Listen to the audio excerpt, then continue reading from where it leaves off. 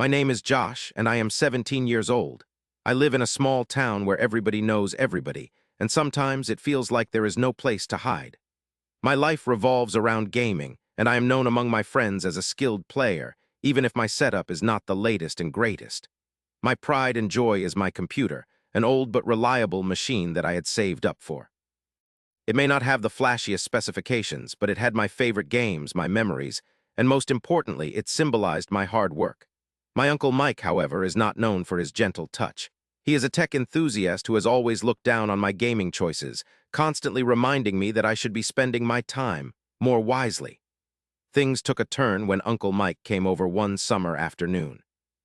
I was deep into an intense multiplayer match, completely focused on my screen when he barged into my room. He began criticizing my gaming habits, and in a moment of carelessness and frustration, I told him to leave and to stop messing with my stuff. When he left, he muttered something under his breath about teaching me a lesson, and I shrugged it off.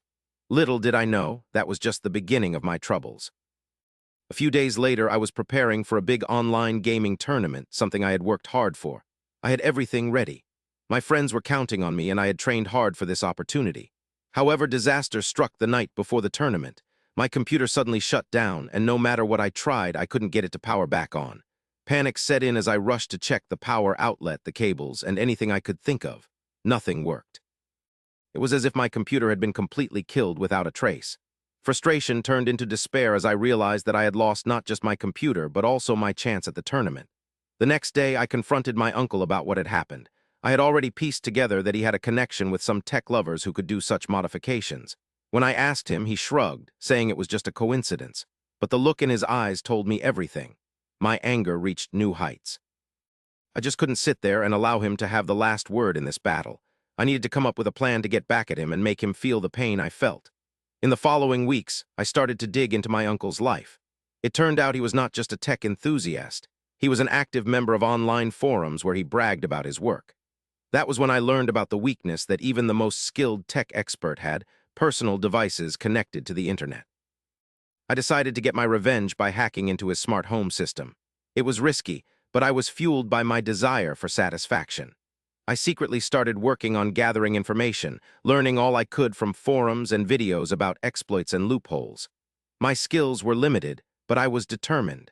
I had a plan that involved getting into his Wi-Fi network, which he boasted about all the time. I figured if I could make his smart home gadgets go haywire, then I would get the satisfaction of seeing him panic as I watched from a distance. For weeks, I stayed up late, sitting in front of my desk, determined to pull off this scheme. I hit a lot of hurdles along the way. The first time I tried, I almost got busted when my computer froze and a notification popped up on his devices alerting him of intrusion attempts. I felt crushed. The only thing I could think was, did my uncle most likely know it was me? Did he have a plan of his own to counter me? I felt a sinking feeling in my chest and began doubting myself and my capabilities. That was my lowest point. Just when it seemed that everything I had worked for might crumble, I received an anonymous message on a forum from someone who had been watching my attempts closely. They offered to help me get into my uncle's smart home system. I felt a mix of excitement and fear. I knew that getting involved with strangers could be dangerous, but desperation pushed me forward. With their guidance, I prepared a new attack plan. Finally, the night came when I felt ready to go through with it. My heart raced as I executed the plan, weaving through firewalls and exploiting weaknesses. I could hardly believe it when I successfully broke into his system. I had access.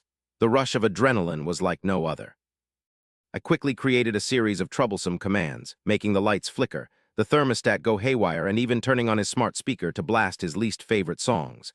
I stepped back, watching the chaos unfold through my own computer as I felt a sense of victory wash over me. But my triumph was short-lived. Just as I started to revel in my success, I noticed a notification that made my heart drop. It was a message from my uncle's system saying, "Unauthorized access detected." Alerting authorities. Fear consumed me as I realized that I had crossed a line I could not undo. My world came crashing down as I scrambled to cover my tracks, but I knew my uncle would find out sooner or later, and the consequences could be dire.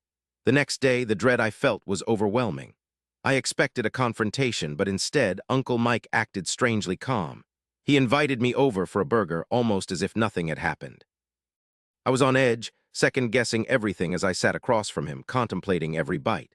When I finally couldn't hold it in anymore, I asked him about the notifications, about the hack he knew I had tried to pull off. To my surprise, he laughed. It turned out he had been monitoring my attempts all along, feeding my misunderstanding of his systems just to teach me a lesson about taking things too far. As I sat there, angry and embarrassed, Uncle Mike finally revealed the truth. He admitted to temporarily shutting down my computer as a response to my disrespectful attitude, and that his real lesson was to remind me about the importance of honesty and responsibility. In a twisted way, he had wanted me to realize that my actions had risks, something I had blatantly ignored. In the end, the metaphorical scales had tipped, and Uncle Mike had shown me what true revenge felt like. I thought I would come out on top, but I had failed.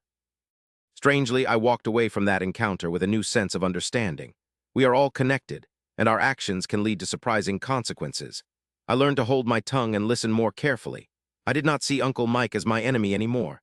Instead, I realized that beneath his thick skin was a person trying to guide me. I went on to repair my computer, earning back the respect I had lost. The wrong lessons I learned from revenge transformed into something much better at the end. The results were bittersweet. Sometimes the best form of revenge is not about hurting others, but about bettering oneself.